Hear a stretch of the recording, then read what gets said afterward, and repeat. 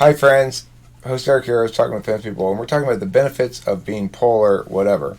We already covered the exciting functions of introverted intuition, extroverted sensing, introverted feeling, and extroverted thinking, covering all of our polars, plus a polar that we don't have a lot of people around the community to talk with about, namely NI. There are not a whole ton of ESFJs or ESTJs around. So this video, we're going to talk about the other four that we didn't talk about yet, which are SI polar, TI polar, FE polar, and NE polar. So let's start with Susie this time. What do you think the advantages of being NE polar are? The advantages is that they can be quick to draw upon what they know for themselves and then just act. So they don't sit around and deliberate too much. I'm not saying they're not creative, but they don't sit around and consider all the potentials. It's more like they pick the one that seems likely, and that's it. So it's quick. Well, I remember Beckie said about FI polar that she didn't feel clouded by stuff. I suspect that the NE polar person is similarly not clouded, because for anybody who's got any high up in the stack, 1 or 2, any perspective, occasion, opportunity, decision, whatever, provokes ideation first, not pulling the trigger first. And so that's a kind of fog of intuition that impacts one's ability to just sort of, pull the trigger, like I said. Any other advantages? Floyd, you got any thoughts on any polar? I think it kind of lends itself to decision making, being able to go with like an NI route with their SE pretty quickly. I find it frustrating, but that's why I'm not really able to give like too much of a. Yeah, well, according to my understanding, you should delegitimize people who are NE polar because you're like, you're boring. Go ahead, Susie. Sorry to interrupt. Yeah, no, I was just thinking, like, I've seen ISTP trying to problem solve, and they start actually looking at the problem and start trying to do something right away. Like, they spend less time considering things before starting. Like, they just start, and then they look at the actual thing, and they kind of take it, like, in a more active way as they're doing it, kind of. I'd point out that ISTPs are quite distinct from ISFPs. ISTPs, I mentioned in the recent video, I worked with this 4th grade girl who's an ISTP, and quite brilliant with the TI shit already, just like nailing the deductive reasoning problems like super, super fast, but can't come up with any ideas at all. And it's interesting seeing her contrast against her ENTP brother, who's sloppy and very ideationally rich. Beckie, any thoughts on any polar? I just think I think you guys already covered it, but I think they would hold less doubt, and that would actually extend into their relationships and stuff as well. They wouldn't be thinking about like options and comparing things like that. More of like a Sarah playing it tall sort of thing. I don't think that's necessarily right, because ISTP still has inferior FE and ISFP still has inferior TE. But in their realm, they're pretty quick. I think it might also be reflecting, Beckie, that you're FI polar there, saying that they're necessarily going to be, that to the extent that one would stray, it would be for NE reasons, not for FI reasons, right? Yeah. It's like, well, I could come up with more possible people I could be with. Why else would somebody leave a relationship? Okay, so why don't we start with you, Beckie, this time on pick your polar, TI, FE, or SI. So my guy's an ISTJ, so FE polar is probably the best one to give like positive affirmation for. So with FE polar, they don't really give a shit about what anyone else thinks of them. And that's to say that in addition to that, they also will be perfectly fine completely by themselves doing their own thing whenever. And so this means that their entertainment is much more easier for them, number one, because it doesn't require interfacing necessarily with another person. And then number two, going back to not caring about what other people think, they're unapologetically weird. And I think that's awesome of them. So Well, I think the disadvantages of epipolar have been covered adequately other places, so let's avoid talking about that. I would also point out that epipolar people, often I will feel more comfortable around them. So if I'm just hanging out one-on-one with an epipolar person like an INTJ or an ISTJ, my friend Cameron, I hang out with him. I haven't hung out with him in a long time. I need to go reconnect with him, but we used to hang out a lot when I used to live nearby him. And, he was one of the most genuinely, caring people I've encountered in ways that were demonstrative of doing things for you mostly. Like, hey, your gate's broken. You want to fix it? I'll help you fix it if you want. You're like, it's great. It was nice, but also just in general, I got a great sense of semi-duality hanging out with him. Like, he appreciated my NE and I appreciated his SI. And the TE shit. Well, he and I cooperated well on that. I sort of deferred to him on the TE stuff, and not that there's a lot of TI stuff in life, but to the extent that there was, I guess he would have deferred to me, but. And then the FE shit didn't have to even come into play, really. I didn't have to worry about offending him, particularly. But for stupid reasons. Obviously if I had said, your mother's a filthy whore, then that might have offended him. But for stupid reasons, like I forgot to greet him in a certain way, or some, FE reasons. So that's kind of a cool advantage, like Beckie was saying.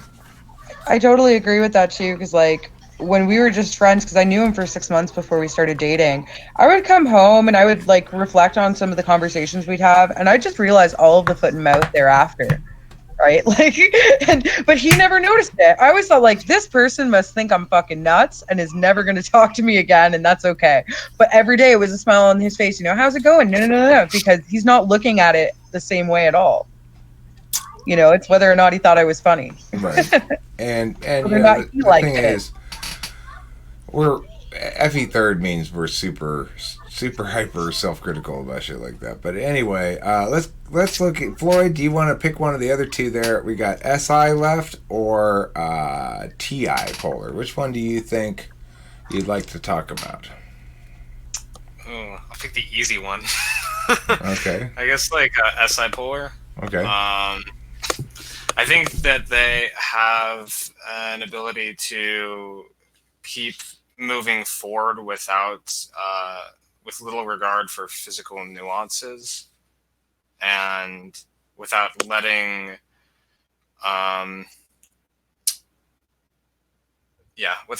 physical nuances get in the way of what they're doing. So they can, I was describing this before, it's it's not necessarily a resistance to pain.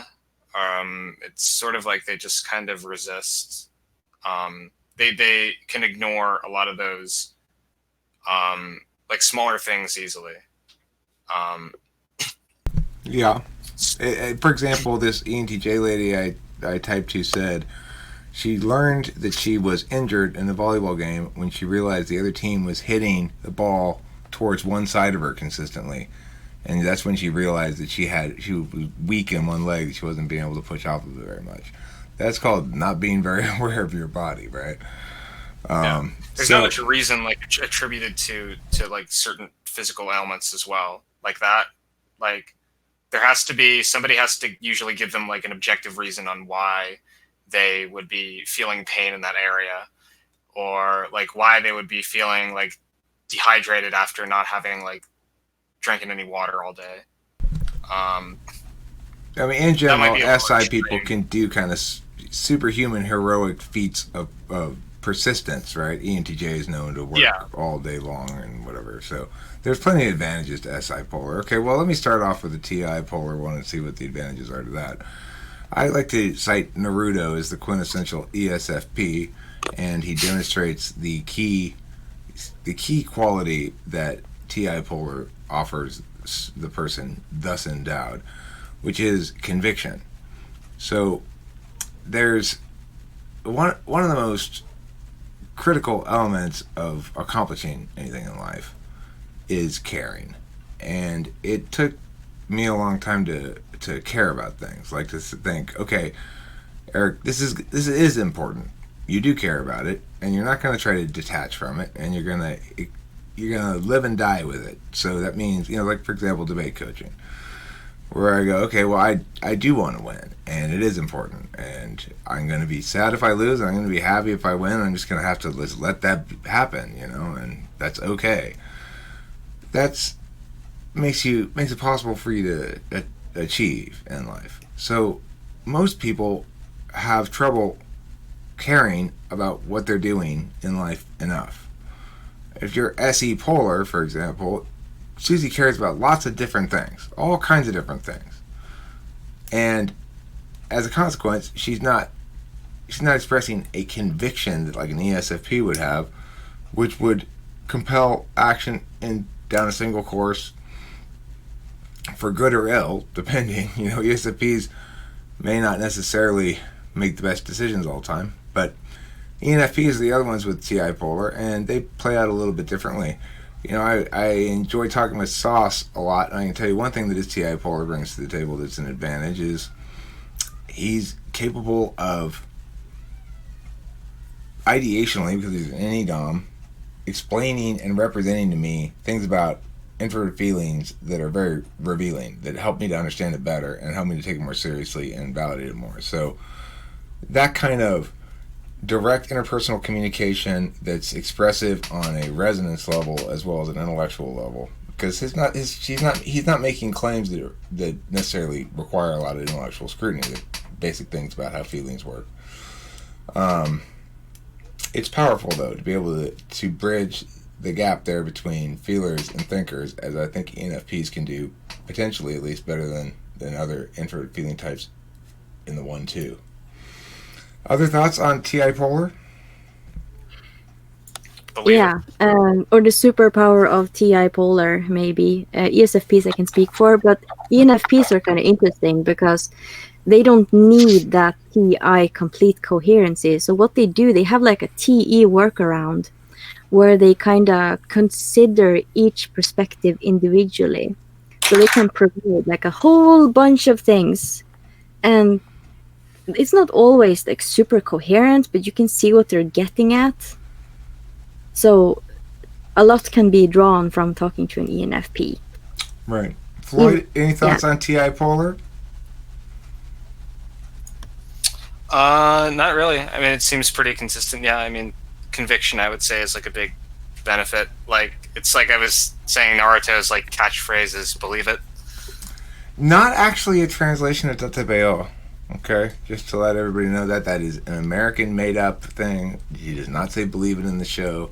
He says "Tatebeo," which doesn't mean "believe it." It doesn't really mean anything. It's just sort of like saying, "Don't you know it, y'all?" or something like that. Some sort of little catchphrasey thing. Doesn't really mean much of anything. Beckie, you talked about how your favorite people in the world are all TI Polar people. Expand. Oh, that might have been a different Beckie. That might have been a different Beckie. But I bet you can chime in something about the advantages of TI Polar. Well, I mean, you covered the main one that I see as well, and it goes into conviction and really, really believing in what you believe in. Do you think there's an equivalent fog quality that is absent? If you have FI absent, there's a certain fog that's gone, so we can sort of see clearly without the moisture. What's the equivalent fog that's gone with your TI Polar? Well, you're not consistency checking. You're not accuracy seeking. You're like, you're more decisive, I imagine, because it feels right. So I see it as like, when I look at each polar, I think of its purpose, right? And so it's a deliberation function. It's a judging function. You have one less judgment channel to like circuit through, whether consciously or not. So for that reason, you're less clouded. When it feels right, does it feel like pound cake? One would hope so. would you all agree that of all the cakes, if you have to squish a cake in your hand like this, that you'd rather squish pound cake than some other kind of cake? What about sponge cake or coffee? Not coffee cake, sponge cake. Is pound cake? Am I thinking about sponge cake really, and I'm saying pound cake? I could be misnaming the sponge cake that I'm thinking of. What about angel cake? No, what's it called? Angel food cake or angel bread? Food cake. Angel food cake. Is that like that? Which is the squishiest of all the cakes? The most satisfyingly squishy. You don't want a cake that's going to mush in your hands. You want it to squish and spring back like a little spring, spongy spring. The sponge cake is a foam cake, and the pound cake is a butter cake. Did they say which one is more springy? Well, I mean, the sponge cake's named after sponge. That doesn't mean it's more springy, necessarily. What's the springiest cake? Did you try Googling that, Becky? What's the springiest cake? You're gonna get, like, cakes with like, bunny rabbits and shit on them. I don't think so. I think it's going to interpret my question correctly, and it's going to tell me about the springiness of the cake. What Unfortunately, about those cakes that are gelatin? Okay, what's another word for springy? Bounty? Bounty? I don't know.